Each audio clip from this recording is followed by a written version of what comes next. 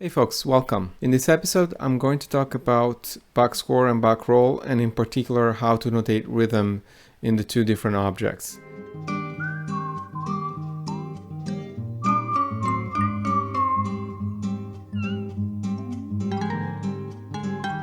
Before we get to the actual work in Bach, I would like to just briefly mention a few conversions that might be useful when converting relative time values like BPM or tempo values to hertz or millisecond and vice versa.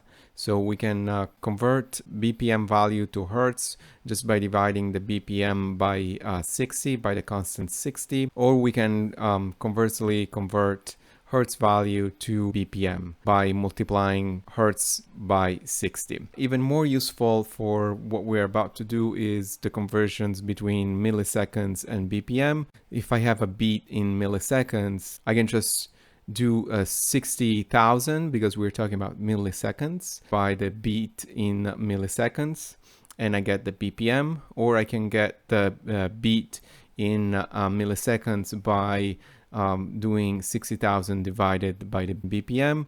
The exclamation point is inverting the divider and the divisor in the operation. So if I do 60 divided by 60,000, I will have 1,000. For BPM 60, millisecond value of the beat will be 1000. If I have a BPM of 120, millisecond value will be 500. Conversely, if I want to convert millisecond value to a BPM, 60,000 divided by 1000 will give me a BPM of 60. 60,000 divided by 500 will give me a BPM of 120. So let's start just building a simple Backroll using onsets. Let's not worry about the sense right now and just build a set of onsets using the useful object Bach dx2x. I can send in a list of delta values and I will get an accumulated list as an output. I need to send an initial value to the left inlet and then a list of delta values in the right inlet. So I can just use a trigger and send a bang to the list of delta values, then a 0 because I want to start from onset 0. And then I need to send a bang to the Backroll in order for the Backroll to be built.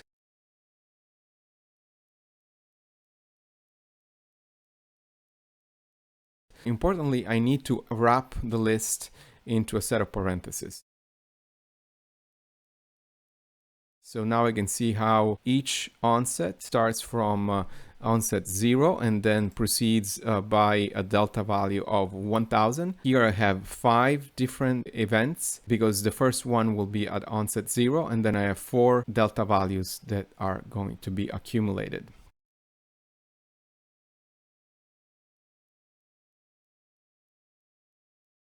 BPM 1000 millisecond is 60 BPM. So I need to send to the Bach quantize a time signature.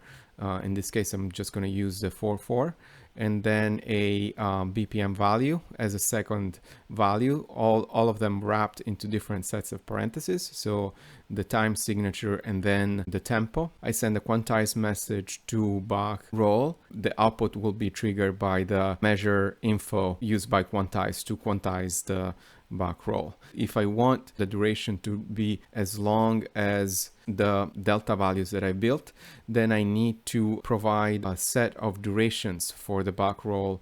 I can just use a Bach repeat.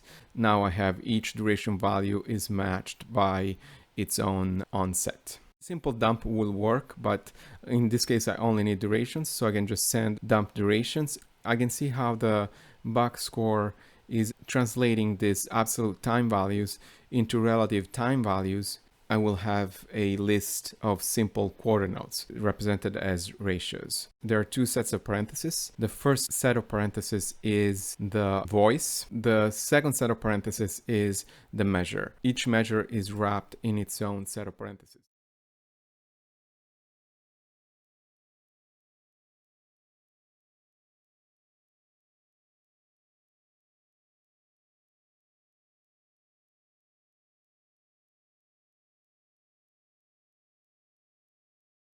In this case, I just have 2 eighth notes at the beginning, 500 milliseconds, which is an eighth note with tempo 60. The beaming is done automatically. We'll see later how we can actually override that beaming. In this case, I divided 1000 into 3 equal values, and that will give me a triplet for the first quarter note.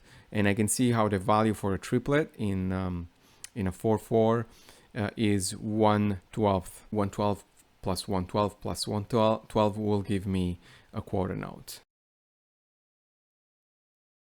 Let's see how we can build Bach2Score using duration values in relative time. So I can build a message like so. Whenever I put a comma in a message, the message will send 2 separate messages.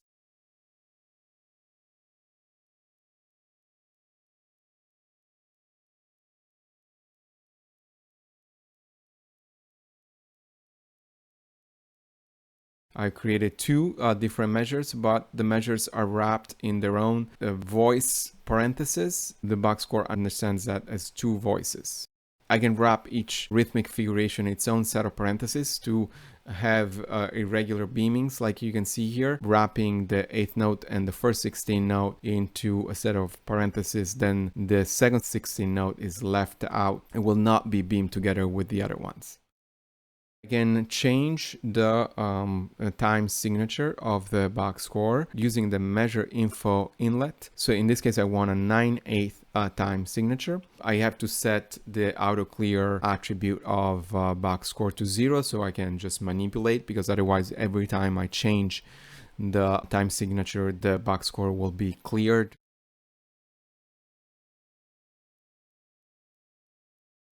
I can also introduce some irregular time signature, like 5 plus 4/8.